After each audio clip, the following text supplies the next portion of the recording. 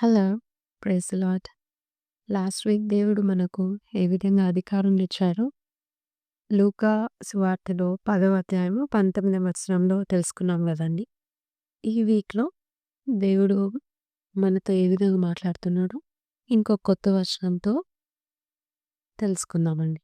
అదేంటంటే ప్రకటన గ్రంథము 1వ అధ్యాయము 6వ వచనంలో ఆయన మనలను తన తండ్రియగు దేవునికి ఒక రాజ్యంగాను, యాజకులంగాను చేసెను. అదే ఇంగ్లీష్‌లో ఏమనుందంటే రెవల్యూషన్స్ చాప్టర్ 1 6th వర్స్‌లో and hath made us kings and priests unto God and his father అనుంది. అంటే దేవుడు మనల్ని రాజులుగా చేశానని చెప్తున్నాడు. ఇది స్పెసిఫిక్‌గా మనం ఈరోజు ఎందుకు చూస్తున్నామంటే దేవుడు మనకు లాస్ట్ వీక్ ఏ విధంగా అధికారం ఇచ్చానో, ఆ అధికారంని వాడుకోమని దేవుడు మనకు తెలియజేశాడో, ఈ వీక్‌లో మనం ఏం తెలుసుకుంటున్నామంటే దేవుడు మనల్ని రాజులుగా చేశానని చెప్తున్నాడు. సో, రాజుల మాటకి పవర్ ఉంటుందని దేవుడు బైబిల్‌లో ఇంకో వచనంలో మరి ఒకసారి తెలియజేస్తున్నాడు. అది ఎక్కడ ఉందంటే ప్రసంగి గ్రంథము 8వ అధ్యాయము 4వ వచనంలో ఏమని రాస్తుందంటే, రాజుల ఆజ్ఞ అధికారం గలది. అదే ఇంగ్లీష్‌లో where the word of a king is there is power. అంటే రాజుల ఆజ్ఞ అధికారం గలది అని దేవుడు మరొకసారి చెప్తున్నాడు. దేవుడు ఈ విధంగా మనల్ని రాజులను చేశాడు. మనల్ని రాజులుగా చేశాను కాబట్టి మన నోటి మాటకి ఆ అధికారం కలదని మరొకసారి మనతో ప్రభు తెలియజేస్తున్నాడు. సో, మన సిట్యుయేషన్స్‌లో చాలా సార్లు మనము వాక్యం విన్నప్పుడు ఉత్సాహం, ఆ ప్రోత్సాహం పొందుకుంటాం గదండీ!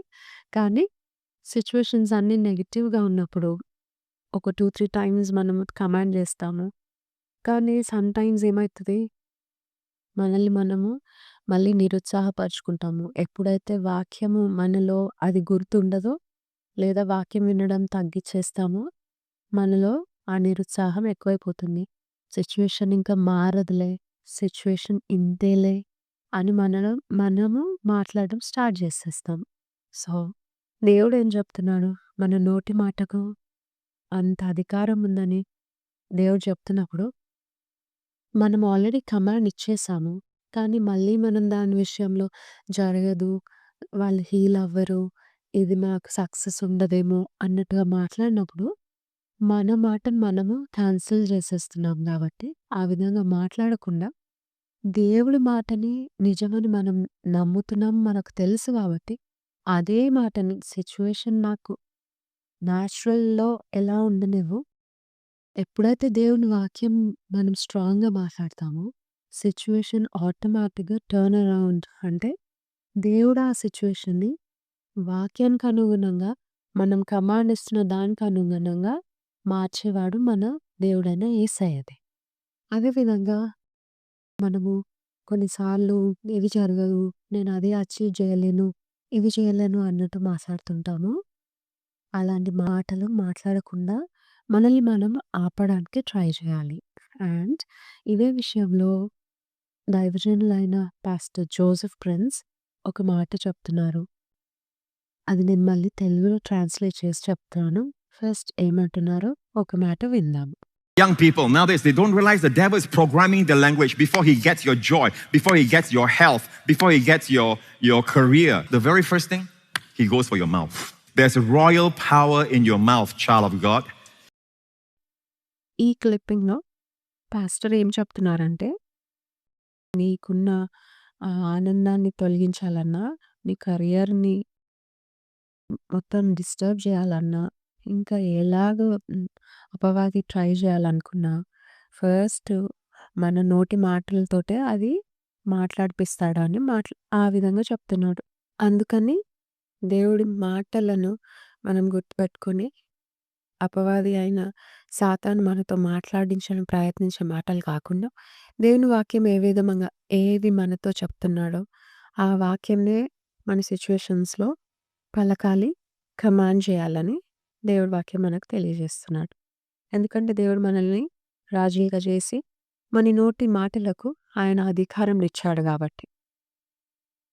సిట్యుయేషన్ కొంచెం నెగెటివ్‌గా అనిపించినా, అది నేచురల్ టర్మ్స్‌లో మనం దాన్ని చూస్తూ అదే మాట్లాడడం గాకుండా, రియాలిటీలో అంటే దేవుడు వాక్యం ఏం చెప్తుంది అదే నిజం గాబట్టి, అది మనం ఎప్పుడైతే పలుకుతుంటామో ఆటోమేటిక్‌గా మన చుట్టూ ఉన్న పరిస్థితుల్లోని అవన్నీ గూడా దేవుడు మనకు పాజిటివ్‌గా ఉండేటట్టు మనకు అనుకూలంగా ఆ ప్రతి పరిస్థితిని దేవుడు మార్చేసి అందులో మనకు ఆ జయాన్నిస్తాడు. So what you say is more important than what your neighbor says. What you say is more important than what your classmate says. What you say is more important than what your colleague says. So what you say is more important than what your neighbor says. What you say is more important than what your classmate says. What you say is more important than what your colleagues. మనం మాట్లాడే ప్రతి మాట చాలా కేర్‌ఫుల్‌గా మాట్లాడాలి. అందుకనేసి ఇప్పుడు pastor కూడా ఇదే క్లిప్పింగ్‌లో మళ్ళీ చెప్తున్నారు. నువ్వు మాట్లాడేది నీ ఫ్రెండో, నీ కలీగో చెప్పేదానికంటే చాలా ఇంపార్టెంట్ అని చెప్తున్నావు. సో, దేవుడిచ్చిన ఈ అధికారంని బట్టి దేవునికి స్తోత్రం చెల్లిద్దాం. అదేవిధంగా మరి ఒకసారి ఈ వాక్యాలను మన హృదయంలో పెట్టుకొని, ఈ వాక్యాలను గుర్తు తెచ్చుకొని, ఆ వాక్య ప్రకారం మాట్లాడదాం. ప్రార్థన. ప్రభువైన యేసు, నీ ప్రేమ, నీ కృపను బట్టి మాకిచ్చిన ఈ అధికారాన్ని బట్టి థాంక్ యూ తండ్రి. అదేవిధంగా యేసయ్య మీరిచ్చిన ఈ అధికారాన్ని మాకు తెలియపరిచి, మాకిచ్చిన మీ వాక్యంని బట్టి వందనాలు. ఈ వాక్యం మా హృదయంలో ఫలించుటకు మీ కృప మా పైన చూపిస్తున్నందుకు వందనాలు ప్రభా. మా నోటి మాటల ద్వారా మేము మీకు మహిమ కలిగే విధంగా మాట్లాడుతూ, అదేవిధంగా తండ్రి మాకు పరిస్థితులను బట్టి, ఆ పరిస్థితులను చూస్తూ మాట్లాడడం గాదు గానీ, మీ వాక్యం ఏం చెప్తున్నదో అది మేము నమ్ముతున్నాం గాబట్టి, ఆ వాక్యమే మా పరిస్థితులలోకి మేము మాట్లాడుటకు మీ కృప చూపెట్టండి. ఇటు అధికారం మాకిచ్చినందుకు మరొకసారి మీకు వందనాలు చెల్లిస్తున్నాము. యేసయ్య నామంలో అడుగుతున్నాం తండ్రి. ఆమేన్. ఈ వాక్యము మీ అందరికీ ఎంకరేజింగ్‌గా ఉందని అనుకుంటున్నాను. ఇలాంటివి ఇంకా వినడానికి please do like, share and subscribe